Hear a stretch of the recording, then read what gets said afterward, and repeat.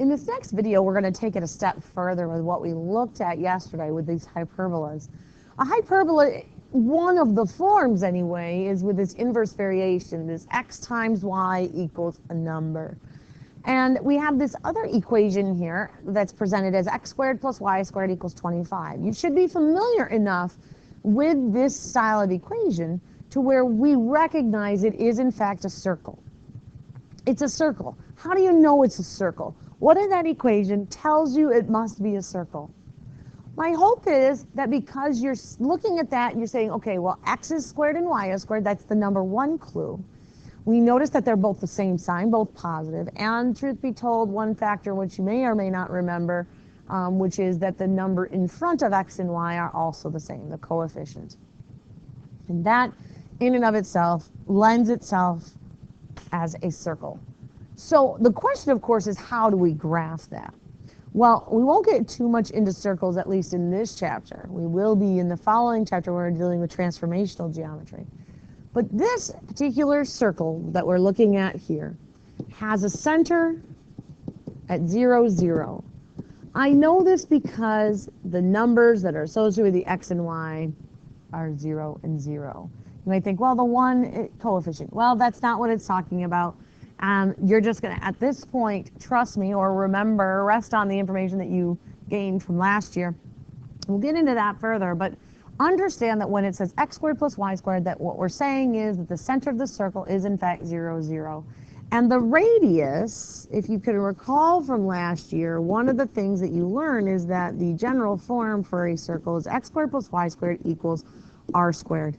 Now, just as a quick little side note, this is in fact actually the Pythagorean Theorem. A squared plus b squared equals c squared.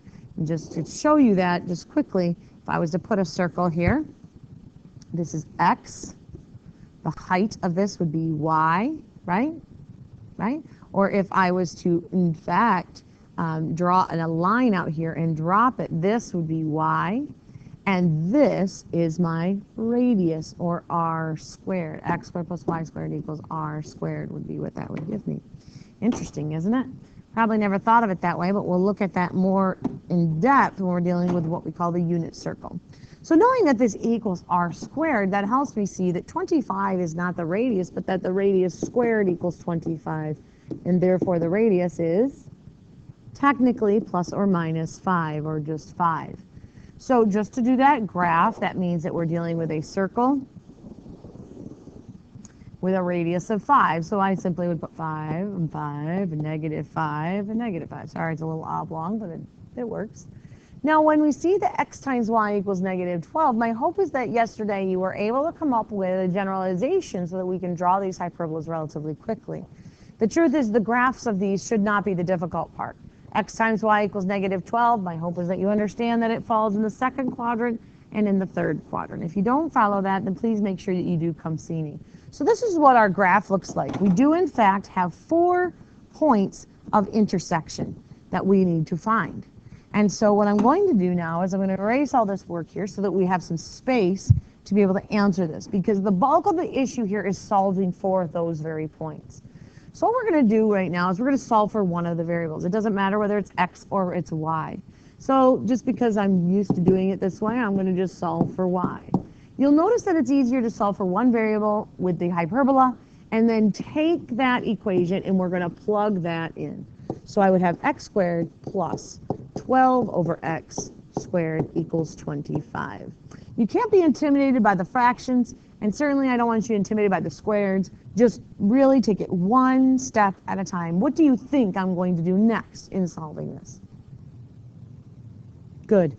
My next piece is I am going to square what's there. So I have 144 over x squared. And I'll try to maintain this as I go on through this video, but I'll try to highlight in red what it is I've changed from problem to problem. So the next piece about this is, and let's be honest, it would be much easier if instead I didn't have that squared there in the denominator. So what I'm going to do is I'm going to multiply through the entire thing by x squared. And so all I'm going to simply do is multiply through by x squared.